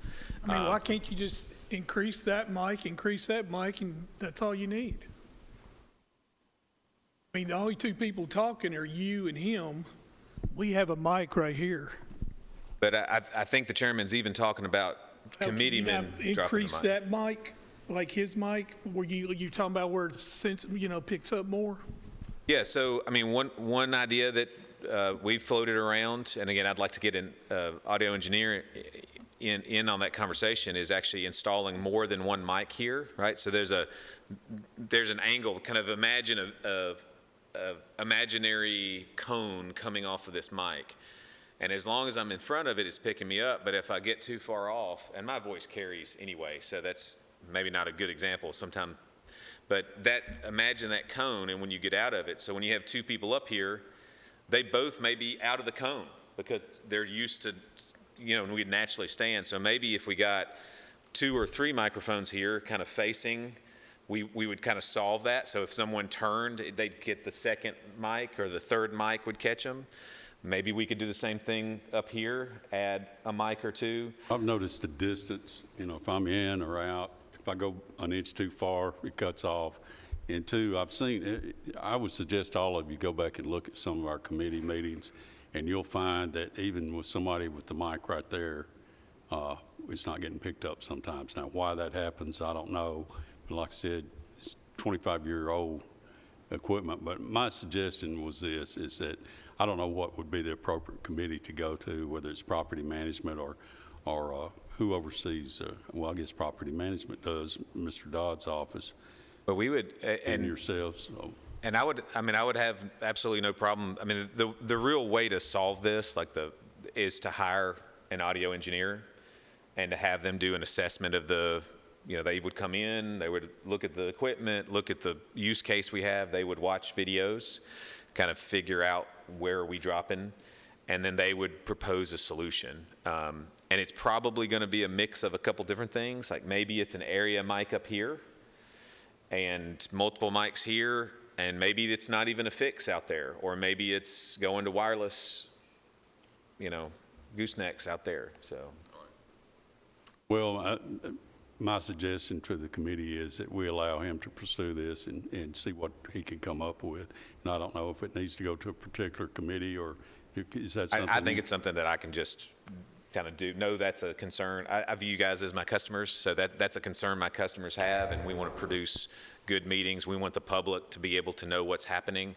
I go back and watch some of these meetings, and I want to be able to know what's happening. But yeah, so I don't think we have to send a committee. I'll do some research, and I'll have to return here because it's going to cost money. So. Well, and kind of answer Chairman Harris's question there. Well, why couldn't we just do this? When he turns and his voice carries, mine might, I don't know, but we're hearing it, so we think the public's hearing it. But if you go back and you look at these recordings, when he turns his head, it's silent. You can see his lips move. If you can read lips, you're all right. But, you know, it's just, I've had too many complaints. I've had 3 separate commissioners come to me and complain about it, plus multiple people from our citizens. So that's why I'm concerned about it. But it's okay with this committee if anybody else wants to make a recommendation, but we'll have him report back to us and maybe with some cost or findings. Can I ask him a question for you, Lee? What is protocol? Because when we're in a meeting and we're being televised and audio, right? As soon as he hits that gravel and dismiss us, what happens then? So my staff up there, as soon as they hear adjourn, they hit a button, mics, all the audio drops out, the cameras fold back to a wide shot, and actually the cameras go off. It flips, the screen flips to, the live feed flips to meeting as adjourned or something like that. But the audio's over immediately. So when we're talking back here after a meeting, we're not being recorded? No, well, so not for the TV. So there's actually 2 sets of cameras in this room. There's the TV production cameras. So the TV production cameras are the ones that you see that move, and you'll see them move sometime. And then there's the security system camera, which is just right there. It does not pick up audio. None of our security cameras record audio. But this room, like lots of other parts of this building, are under persistent surveillance, so the cameras are running as long as there's movement, but no audio. Any other questions for Cody? And thank you for indulging me and sticking around. Sorry if I held you up. No worries. Thank you. Now let's get back to our other business, and that's item A is Health Department grant and related general fund budget amendments. We got somebody from the Health Department in. If not, Michael. So I'm not sure why they're not here tonight from the Health Department. I know Byron has left, but so the Health Department, originally we had a grant, and it's part of the budget this year for a little over $340,000. The state has revised that to be $488,500. So that's what you see on your iPads tonight in a related budget amendment. For construction, I believe that's part of the awning and the construction changes that were going to be done at the Health Department. So the state has sent this to us, and it was forwarded to us from Health and Ed. Just a reminder, our director has recently taken a job with the state, and I think that might be what we got going on here as far as a mix-up on someone being here to present. But this is a no-match grant. Is that correct, Michael? That's correct. Okay. Yeah, page 2 of your document has the letter from the mayor that includes the project items. And then this item also includes a new contract for $488,500 as opposed to the original contract that we had of $340,500. Okay, you've heard the discussion there. Do I hear a motion? I have a motion to approve this grant. Do I hear a second? Second. And a second. Any further discussion? Call roll, please. Commissioner Srinial? Yes. Commissioner Gooch?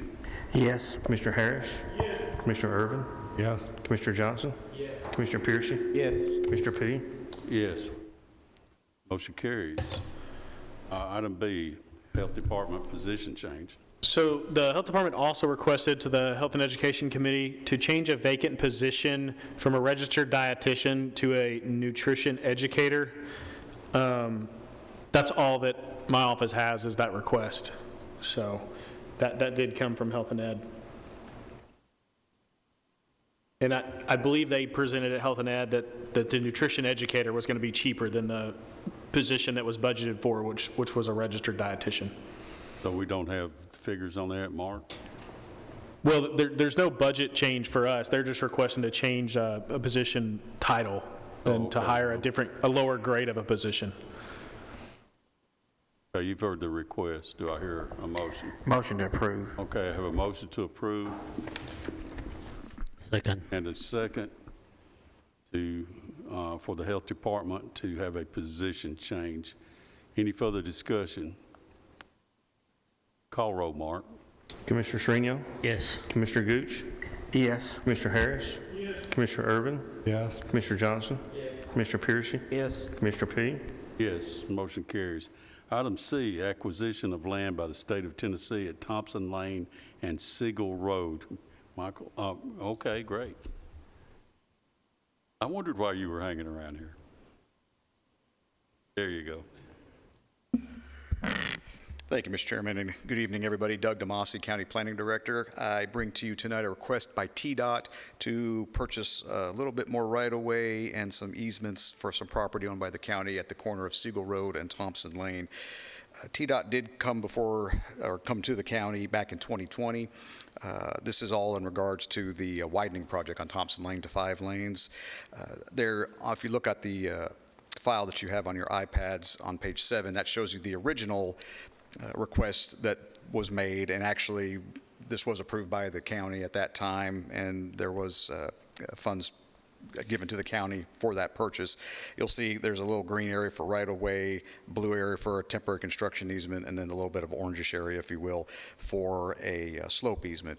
Since that time, there's been some design changes. They're actually going to be adding turn lanes on Siegel Road onto Thompson Lane, so they're asking for some additional right-of-way along Siegel Road, as well as some additional slope easements and temporary construction easements, and that's on page 5. You can see the newly proposed design that they want to do on that property. So the last page of the document, which is page 8 of 8 of the PDF, you'll see basically the figures that they're looking at. Total is going to be $23,400. That's money that the state will pay the county for that right-of-way and those easements. We've discussed this among staff with the mayor's office and the mayor's chief of staff. We felt that this was a fair offer. Excuse me. And also, this went to property management last week, and they did recommend approval. So unless there's any questions, I'll be happy to answer those. I will say that there was a question during the property management last week about the timing for this. This project is on TDOT's 10-year plan for construction in 2026, which would be next year. Now, this project has been something they've been talking about for many years. We're a lot closer now than we used to be, but obviously 10-year plans can change. But that is what's on their 10-year plan right now. Any questions from the committee? Just a quick comment. Something that strikes me as kind of odd about this is $23,400 estimate that the state is going to pay us is coming out of our taxpayers' pocket, even if it's at the state level. Why would we not entertain giving them that right away? I understand where we have commercial values, but that, if I'm not mistaken, that's school property that we're probably not going to add on right on that corner. Actually, it's a separate piece of property from the school property. This is a property where they were going to put, I think it was going to be an ambulance station at one time, so it's separate from the school property. But to answer your question, Commissioner P., I don't know if I have a good answer to that. I mean, the county, I guess this is under county ownership versus state ownership, so this is how they decided to handle the request. And I'm not trying to dispute that. I'm just trying to work better with our governments. I'd like to think that the state of Tennessee had some property that they really didn't have a use for, and we needed it. I'd like to see a tit for tat there, but anyway, that's me. You've heard his request to allow the state of Tennessee to purchase this property. Do I hear a motion? I have a motion and a second. Any further discussion? Call roll. Commissioner Srinial? Yes. Commissioner Gooch? Yes. Commissioner Harris? Yes. Commissioner Irvin? Yes. Commissioner Johnson? Commissioner Piercy? Yes. Commissioner P? Yes. Thank you. Motion carries. All right, next is a general fund budget amendment for county commission travel. Michael, you want to explain this one for me?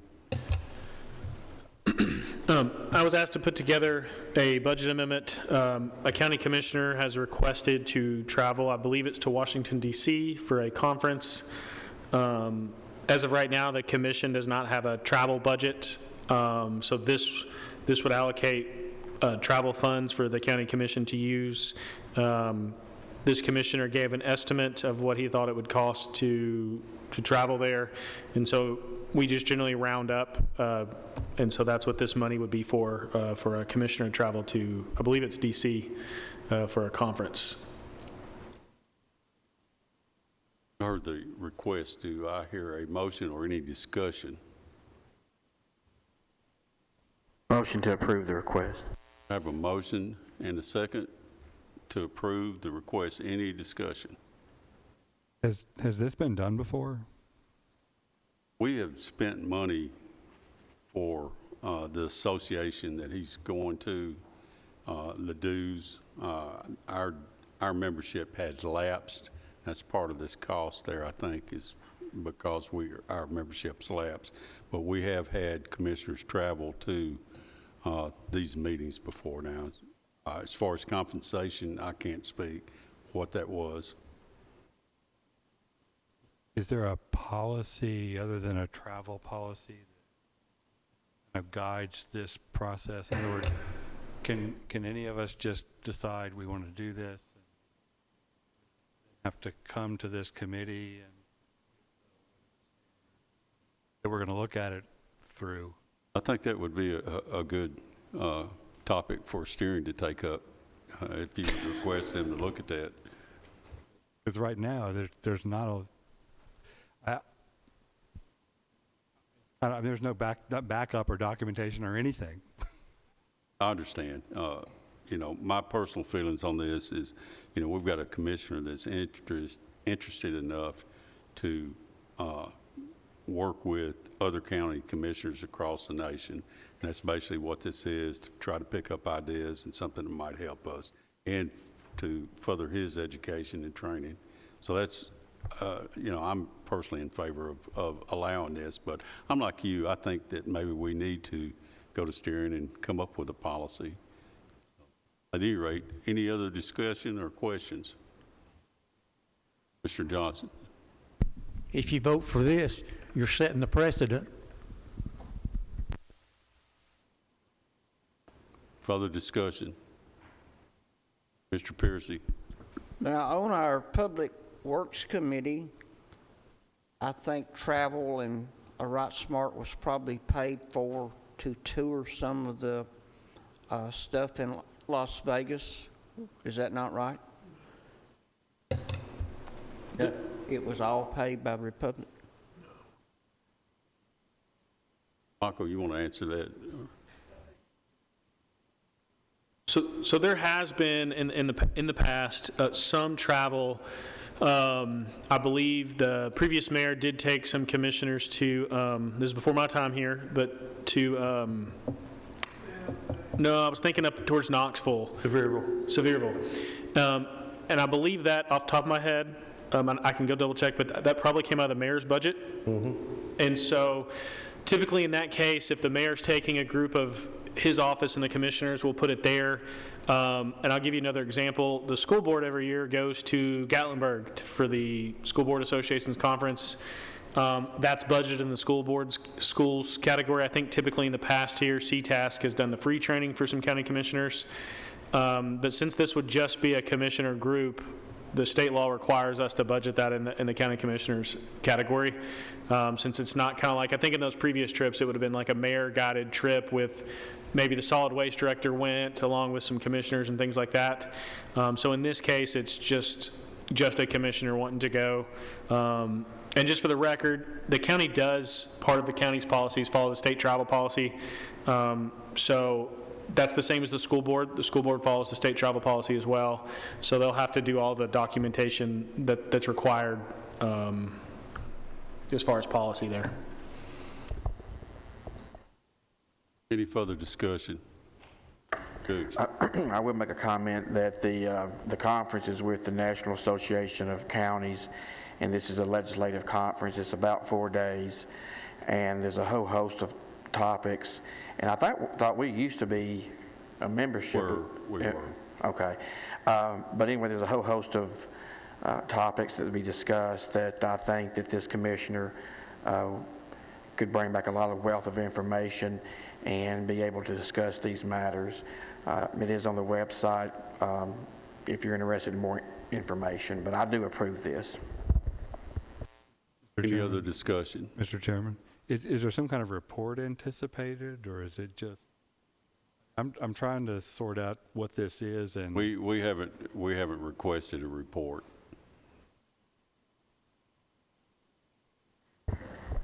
I'll make him give a report when it gets back. I'm still not crystal clear why we're sending, because this opens the door to basically everybody on the commission on if it's a conference, if it's go meet with other, I mean, what's the nexus? I'm not necessarily giving him or her a hard time. I'm just trying to understand what is this opening the door to. At this point, I'm not keen about it. I'll put it that way. Understood. Any further discussion? Call roll. Commissioner Strino? Yes. Commissioner Gooch? Yes. Commissioner Harris? Yes. Commissioner Irvin? No.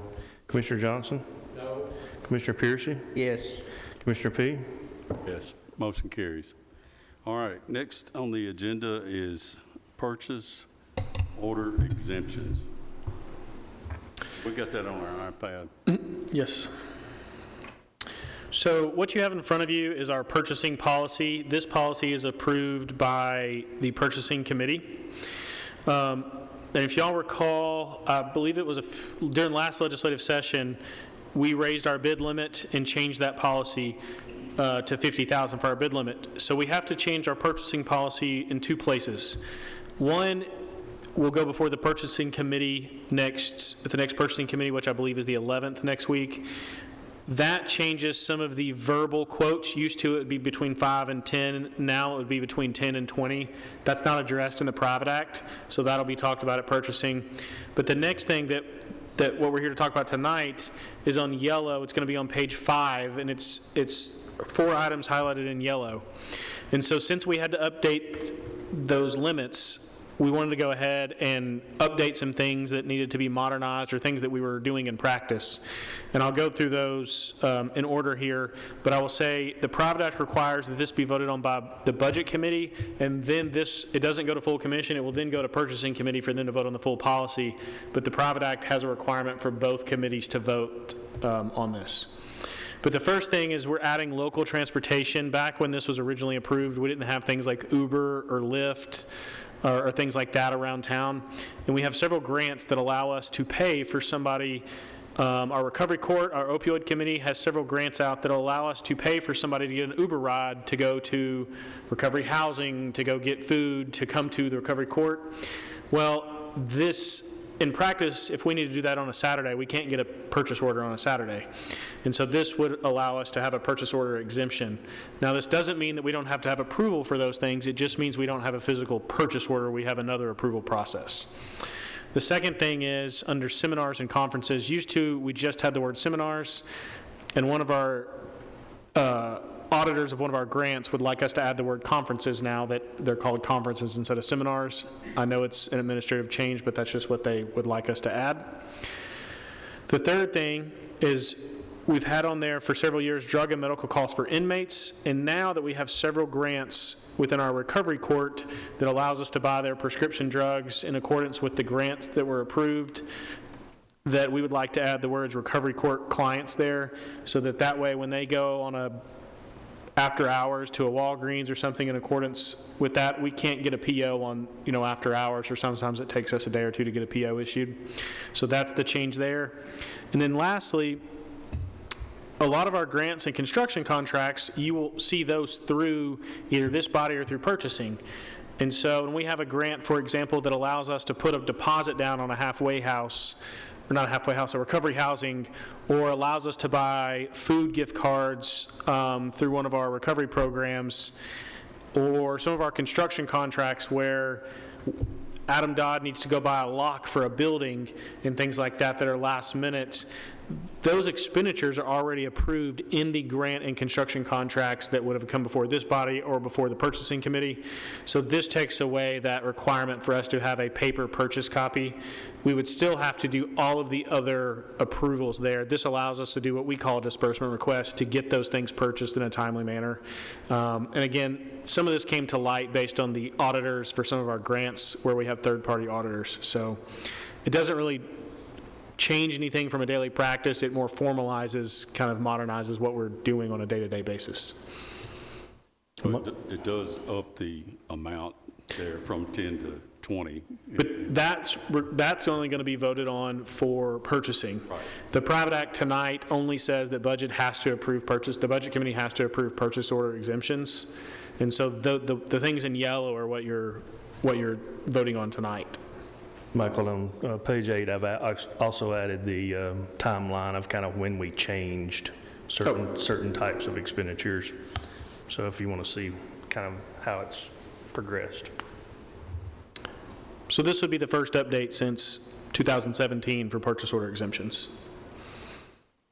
And the way this will work is this committee will vote it up or down, and if it's voted on, then it will go to purchasing, and they will vote on it. And That's correct. Then that's it. That's correct.